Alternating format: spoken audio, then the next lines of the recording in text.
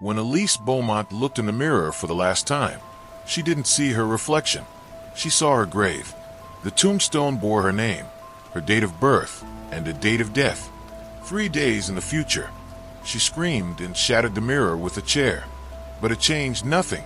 72 hours later, she was dead, exactly as the mirror had shown. Let's go back to the beginning.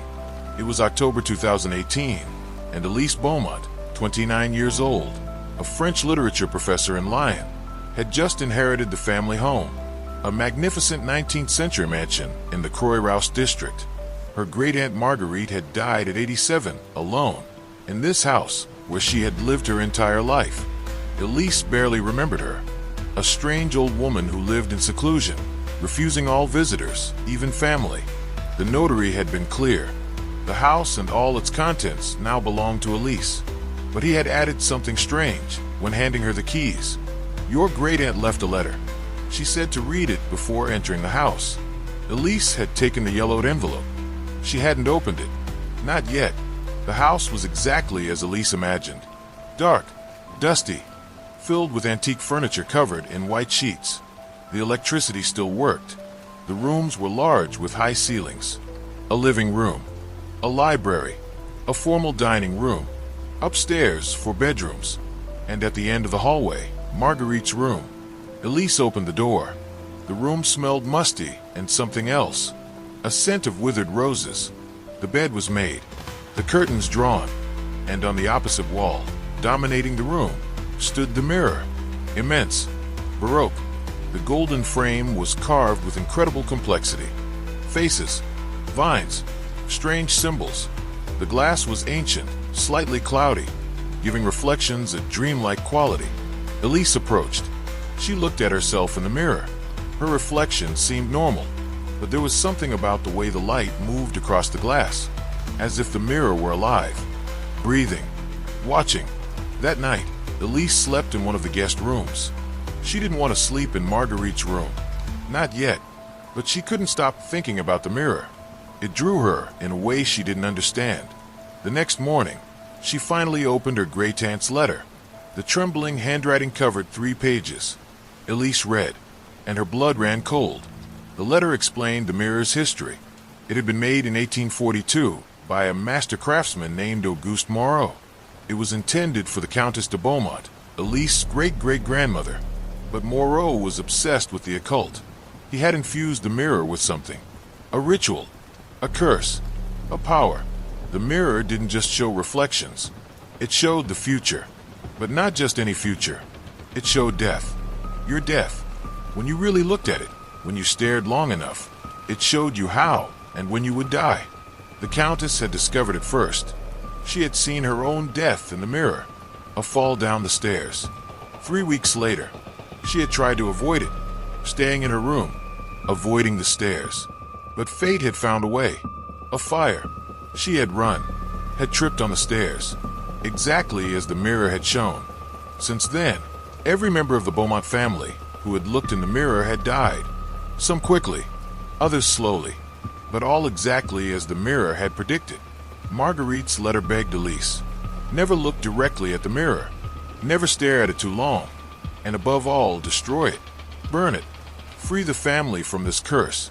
Élise reread the letter 3 times. It was madness. Her great-aunt had been a senile old woman. Mirrors didn't show the future. It was impossible. But something in the letter rang true. The fear, the desperation, the warning. Close your eyes now. Take a deep breath. And let me tell you what really happened in that house over the following weeks. Élise decided to stay at the house to sort through it. She had 2 weeks of school vacation. She would spend that time deciding what to keep, what to sell, what to throw away. And she would avoid the mirror. She wouldn't look at it. Not really. But the mirror called to her. Every time she passed Marguerite's room, she felt it.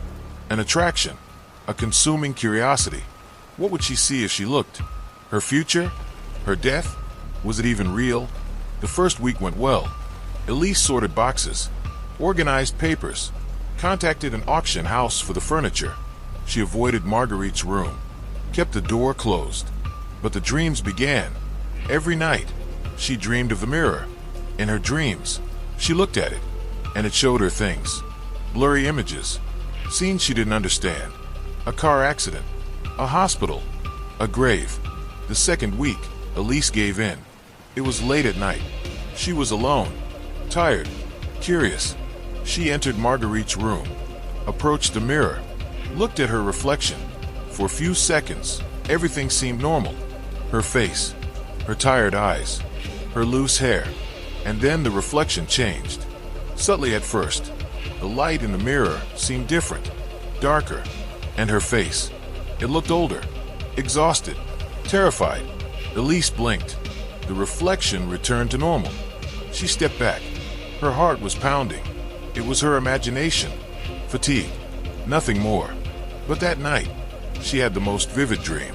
She stood before the mirror. This time, the reflection was clear. She saw herself, but not now. Later, her face was pale, her eyes red from tears, and behind her in the reflection, she saw a date, carved into the glass, as if with fire. November 3rd, 2018.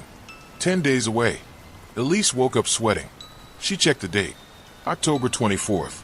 10 days. The dream had shown her dying in 10 days. But it was just a dream. Not real. Impossible. The following days were strange. Élise felt watched. In the house. Outside. Everywhere. She began to see things out of the corner of her eye. Shadows. Movements. Silhouettes in the mirror that shouldn't be there. She tried to leave. To return to Lyon. But something held her back. A compulsion. She had to know. Had to see. On November 1st, 2 days before the date in her dream, Élise returned to Marguerite's room. If you're enjoying this story, leave a like and subscribe to the channel for more terrifying tales like this one. And in the comments, tell us what story you want to hear next. This time, she stood before the mirror with clear intention. Show me the truth. The reflection at first seemed normal. Then the glass began to ripple. Like water, the images came. Fast, violent, clear. She saw herself driving. A country road. At night, it was raining.